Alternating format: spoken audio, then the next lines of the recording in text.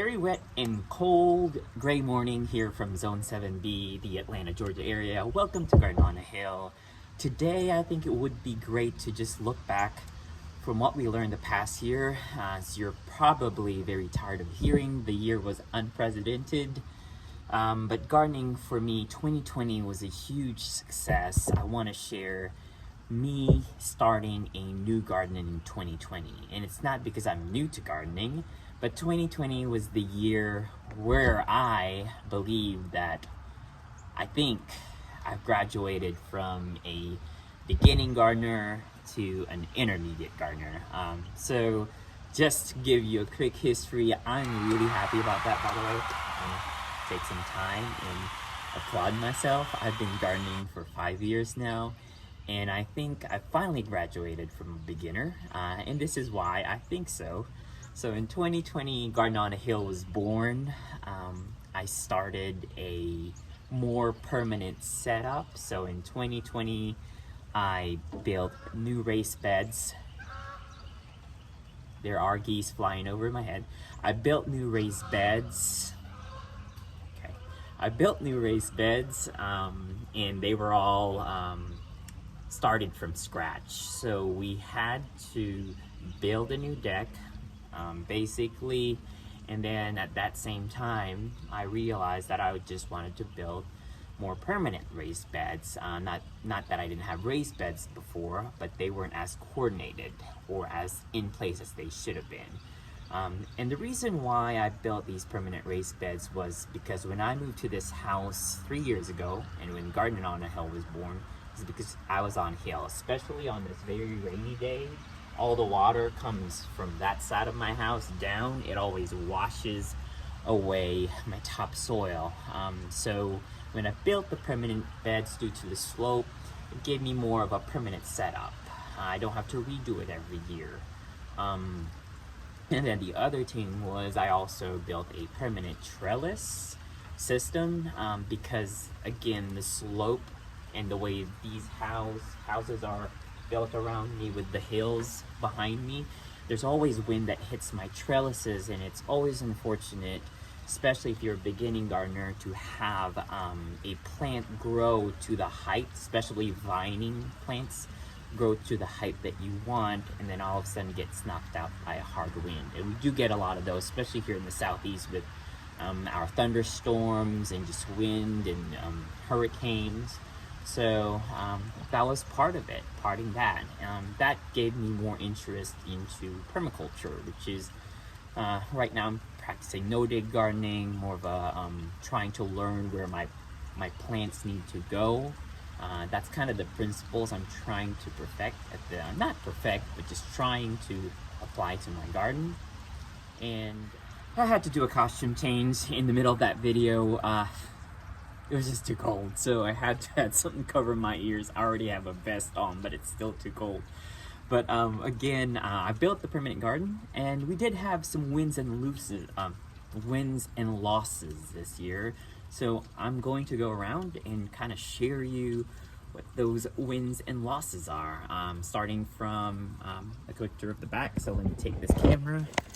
Definitely big wins when I started with my new garden setup. As you can tell, it's very wet and raining. It's a win for the raised beds keeping the soil. That is definitely a win. It looks really organized. It's really clean and easy to look at if there's something wrong. When you look at it in the winter, you can see everything. The trellises are a win. As you can see, my trellises are quite heavy duty. So they are basically these metal fencing wire mesh. It's a hog wire for farms used in cattle fencing. And then it's attached to these tall posts that are supporting these wires from end to end, like cable wires from end to end, similar to my deck. That's definitely a big win. Another big win is the plastic did help a lot of the water retention and also retaining the heat in the summer. Because as you can see, I have a ton of tall trees in my garden, and we need to retain as much heat as we can, and the plastic mulch helped. As you can see, the front row of my garden does not have the plastic mulch because this front row gets full sun. All the other ones don't.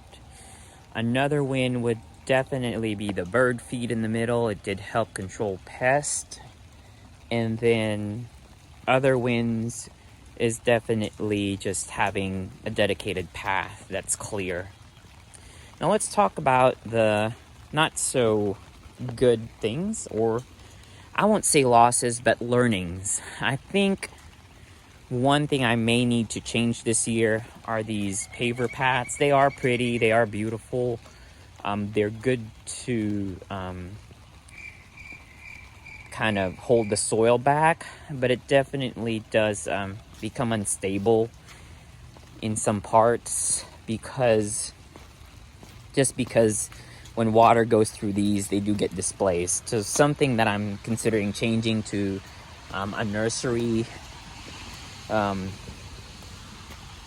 of like a commercial nursery walkway where it's just like a black piece of fabric on the ground. Another thing, of course, you'll have your eventual learnings on what plants grow in what areas that are great. I think in general, the eggplants did great. You can see those videos. Peppers, beans didn't do well this year, so that's a definite learning I have to do.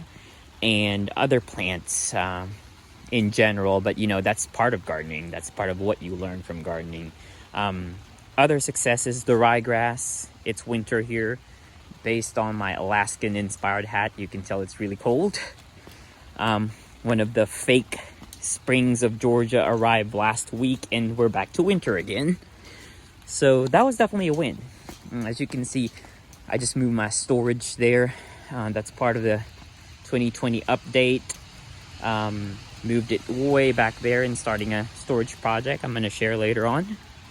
But this is a win. The clover lawn and the ryegrass lawn. So the clover is still here. It's just not grown yet. Spring comes and it'll take off. But the rye is definitely a success. Sushi. And this one is a win, definitely. So this is Sushi. She is our garden dog. She was born with this garden.